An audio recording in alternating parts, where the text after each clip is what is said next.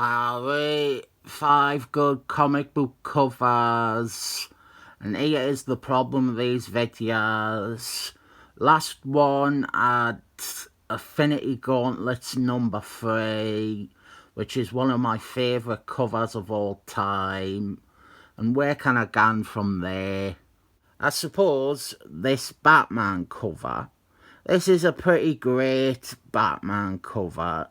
Legends of the Black Knight, issue 18. We have a defeated and resigned Batman. This is part of the Venom storyline. Venom, gotta go and get him. Venom. This is the story where Batman becomes a junkie. And I have some grievances when it comes to Batman becoming dependent on drugs. Or rather, Batman taking drugs in the first place. But this is removed from the story and its problems. This is a really great cover by Joe Lewis. 2004's Excellent Men Limitless, number 1. With a cover done by a Transformer. More than meets the eye. Robots in disguise. You've got the touch. Really nice cover with the Van Morrison team. But also with Snowman and the Smurf. Instead of the whore and the Smurf. Yeah, I'm still not acknowledging there being two different characters apparently called the Smurf. This would make a pretty cool team to feature. And Emma Foster's is on the cover. And Cyclist is centre like the leader man he is. Love this cover. I only just talked about David Peter in the unboxing video. And so here is a cover to one of his Hulk issues. Kate Blanchett features on this cover by Frank Gary Gray. This is issue 423. And this ties in with that weak-ass 4 run by Roger Thomas and MCYI Mann. And it suggests to me that David Peter probably should write 4. It is always good when he writes those characters.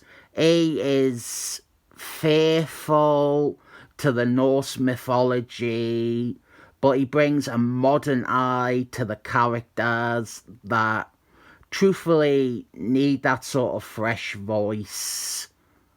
Oh, it is a good cover too. Right, here is New Excellent Men 43.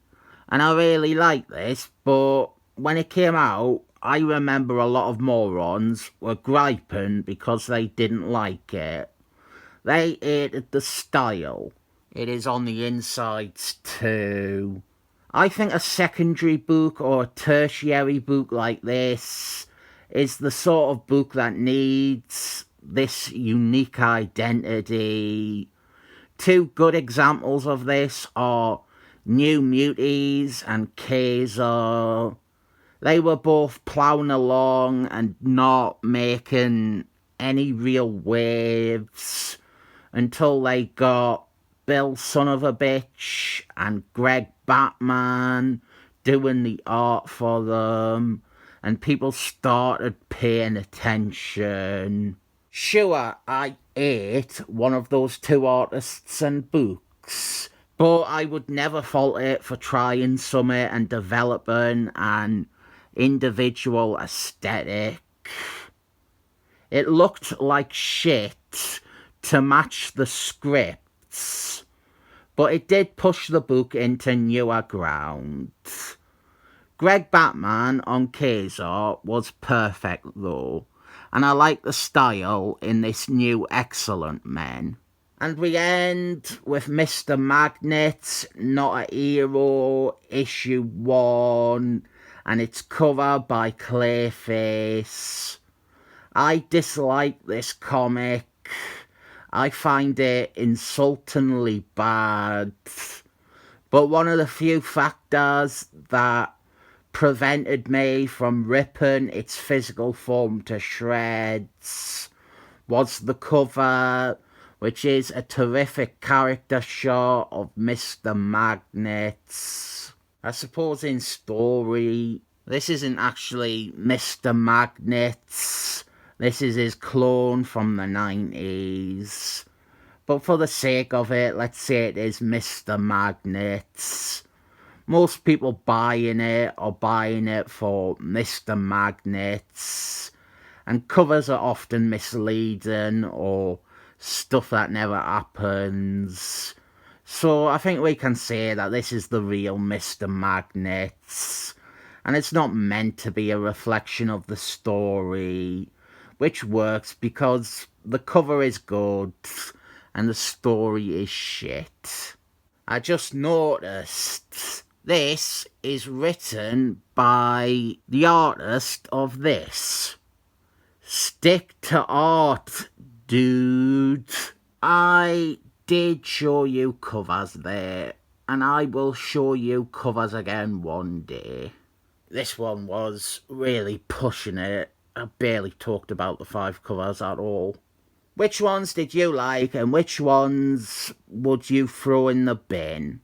I have got to be honest, I would give these covers 7 thumbs up.